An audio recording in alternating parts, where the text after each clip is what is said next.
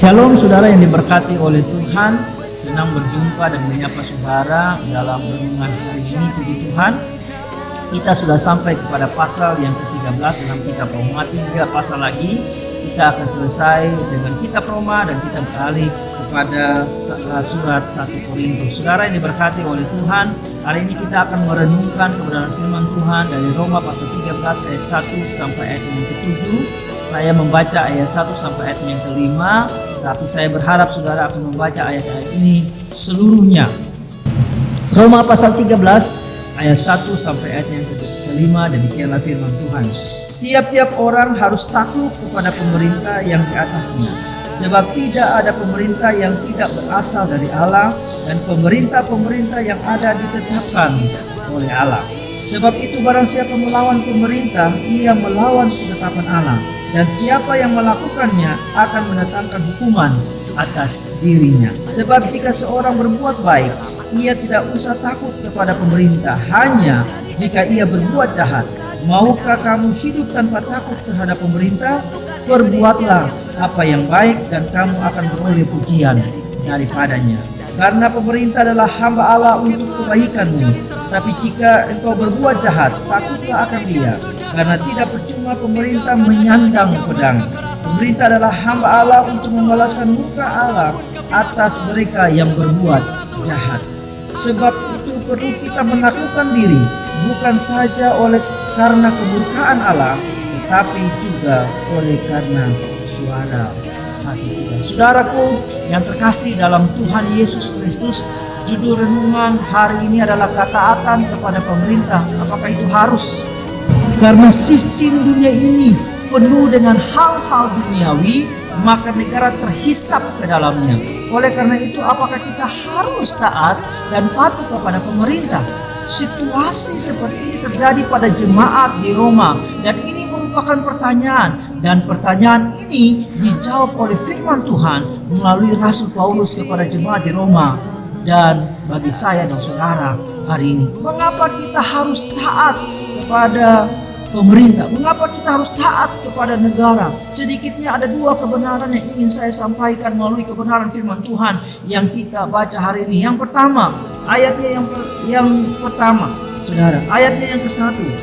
Tiap-tiap orang harus takluk kepada pemerintah di atasnya, sebab tidak ada pemerintah yang tidak berasal dari Allah. Saudara, kebenaran yang pertama, mengapa kita harus taat kepada pemerintah? Karena pemerintah itu berasal dari Allah dan ditetapkan oleh Allah. Tidak ada satu pemerintah pun di dalam dunia ini yang tidak berasal dan tidak ditetapkan oleh Allah. Saya dan saudara percaya bahwa seluruh dunia ini dikontrol oleh Allah sendiri, dan oleh karena itu segala sesuatunya ada dalam rencana Allah, ada dalam ketetapan Allah, ada dalam maksud Allah tertentu bagi semua umat manusia melalui pemerintah yang diangkat dan ditetapkan oleh Allah. Saudara, melawan pemerintah artinya melawan Allah, dan melawan Allah pasti mendatangkan hukuman bagi saya dan saudara. Yang kedua, kebenaran yang kedua, mengapa kita harus taat kepada pemerintah?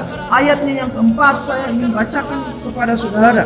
Karena pemerintah adalah hamba Allah untuk kebaikanmu. Karena pemerintah adalah hamba Allah untuk kebaikanmu. Kebenaran yang kedua, pemerintah adalah hamba Allah. Sesuatu yang sangat menarik. Pemerintah adalah hamba Allah. Hamba Allah dalam membalaskan murka bagi mereka yang berbuat jahat. Saudara, kita harus tetap taat kepada Allah. Kita harus tetap taat juga kepada pemerintah yang adalah hamba Allah. Oleh karena itu, bukan hanya kita takut kepada kemurkaan Allah, tetapi kita juga harus mengikuti suara hati kita yang taat kepada Allah dan taat kepada pemerintah. Mengapa? Karena dia adalah hamba Allah. Saudara yang diberkati oleh Tuhan, masa pandemi ini membuat kita berpikir.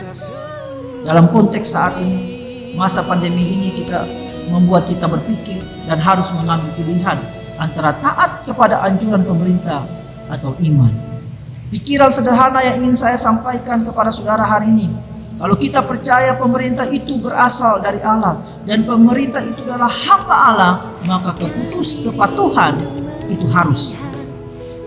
Kepatuhan adalah harus. Karena Allah bekerja melalui pemerintah untuk mendatangkan kebaikan bagi saya dan saudara. Ingat bahwa pemerintah adalah hamba Allah. Pemerintah diangkat dan ditetapkan oleh Allah.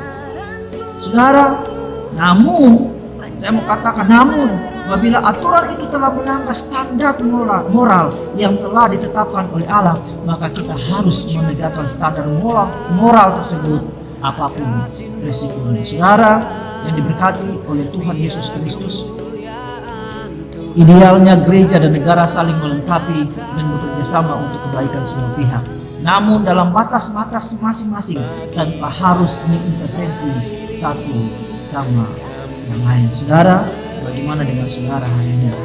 Apakah taat kepada pemerintah itu harus? Bagi saya, ketaatan pemerintah adalah harus, karena itu adalah kebenaran. Mari taat kepada pemerintah, karena pemerintah ditetapkan dan pemerintah diangkat oleh Allah. Taat kepada pemerintah, karena pemerintah adalah hamba Allah. Tuhan Yesus memberkati kita semua hari ini.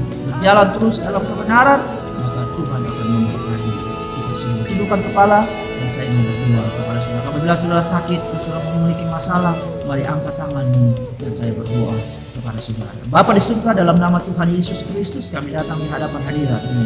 Bapa, kami mengucap syukur untuk kebenaran firman Tuhan yang datang bagi kami hari ini. Ajar kami untuk taat kepada pemerintah, ajar kami untuk taat kepada penguasa, ajar kami untuk taat kepada negara. Karena pemerintah diangkat dan ditetapkan oleh Allah. Pemerintah itu adalah hamba Allah. Hamba berdoa dalam nama Yesus. Mari engkau sinari kami dengan kebenaran firman. Bapa, hari ini juga hamba berdoa bagi setiap umat-Mu yang mendengarkan video ini, memberkati mereka. Hamba tidak tahu apa yang jadi pergumulan dan masalah mereka, tetapi hamba percaya pada waktu mereka mengangkat tangan di hadapan hadirat-Mu, Allah, Engkau turun tangan atas hidup mereka, Engkau menjamah persoalan mereka, Engkau memberikan kemenangan dan kekuatan bagi mereka. Yang sakit Tuhan jamah sembuhkan. Engkau dokter di atas segala dokter, Engkau Yehova Rafa, Allah yang menyembuhkan kami. Yang kekurangan Tuhan, hamba berdoa Engkau cukupkan segala kebutuhan mereka. Dalam usaha pekerjaan mereka tetap diberkati oleh Tuhan. Anak-anak mereka di tempat-tempat rantau dimanapun mereka berada, suami istri mereka, Tuhan memberkati di dalam nama Tuhan Yesus Kristus. Terima kasih Bapa di surga, Bapa yang mulai hilang harapan, Engkau memberikan pengharapan, beri masa depan yang terbaik bagi anak-anak muda yang sedang menyaksikan video ini. Di dalam nama Tuhan Yesus Kristus, karena masa depan kami sungguh indah dan ada dalam rencana Tuhan, karena rancangan-Mu adalah rancangan damai sejahtera dan bukan rancangan kecelakaan. Terima kasih Bapa di surga, kami mengucap syukur untuk apa yang Tuhan buat bagi kami hari ini. Kami berjalan dalam kemenangan, kami berjalan dalam kemuliaan, karena Tuhan ada bersama-sama dengan kami. Jaga, lindungi kami, tutup bungkus kami dengan kuat kuasa darah-Mu. Jauhkan kami dari sakit, penyakit, mara bahaya, bahkan maut. Di dalam nama Tuhan Yesus Kristus kami aman dalam perlindungan Tuhan. Terpujilah nama-Mu. Di dalam nama Tuhan Yesus Kristus Tuhan kami berdoa. Haleluya, haleluya, amin. Puji akan nama Tuhan. Tuhan Yesus memberkati saudara. Berjalan dalam kasih setia Tuhan, tetap semangat. Jaga kesehatan saudara, tetap menjalankan anjuran pemerintah, dan jaga iman saudara tetap kuat dalam Tuhan. Tuhan Yesus memberkati saudara.